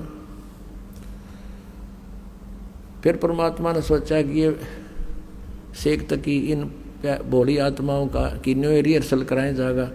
एकदम नीचे बैठ गए जल में, डूबते दिख गए, सब ने खुशी बनाई, डूब गए डूब गए डूब गए। फिर गी रेती रेग इसके ऊपर। शेख तकी ने भेजे रविदास जी के पास कि पूछो वो कहाँ है, भगवान कहा करता कबीर को भगवान है, कबीर भगवान है, कबीर पूछो कहाँ है वो। वहाँ गए तो कबीर जी वहाँ एक तारा लेकर अपने शब्द लग रहे, उन्होंने देख कर उल्टे भाग लिया जी, वो बैठा वो बैठा वो बैठा। फिर पकड़ लिया परमात्मा को। एक खूनी हाथी होता था, उसको शराब पिला देते थे और वो फिर आदमी को बुरी तरह मारता था, तोड़ता था, फाड़ता था और फिर उसको बुरा हाल कर देता था, खाता था। तो ऐसे कोई किसी अपराधी को सजा दिलाते थे और दर्शक चारों तरफ खड़े हो जाते थे। सिकंदर लोधी विराजमान है ऊंचे मंच पर, एक परमात्मा को बांध कर डाल दिया मैदान में, और एक पीलवान से जो पहले ट्रेंड था उस हाथी को लेकर आया, उसको शराब पिला रखी। अब हाथी जब निकट आया परमात्मा के, तो एकदम परमात्मा ने एक शेर का रूप दिखा दिया। हाथी तो लीद कर चंगाड़ मार उल्टा भाजे, और पीलवान ने सोची तेरी नौकरी गई, अब तू मरेगा। उसको सीधे भाले ठोकर उसने फिर सीधा करे, वो फिर देख कर भाग ले। अब परमात्मा ने सोची इस जीव ने भी बड़ा दुखी करेगा। उस सिकंदर लोधी को परमात्मा ने अपना स्वरूप दिखा दिया, वो शेर का रूप उसको दिखा दिया सिकंदर लोधी को। और नो दिखा जानो ईब आया मंच पे, उस नो का पे खड़ा हो गया एकदम नो, और एकदम फिर उस शेर का खत्म रूप समाप्त करके परमात्मा इतना तेजों में शरीर दिखाया, उसको आसमान तक अड़े हुए नजर आए परमेश्वर। सिकंदर लोधी ऊपर मंच से चल पड़ा कांपता हुआ, और नीचे आकर दंडवत प्रणाम किया परमात्मा को। बोलो सतगुरुदेव।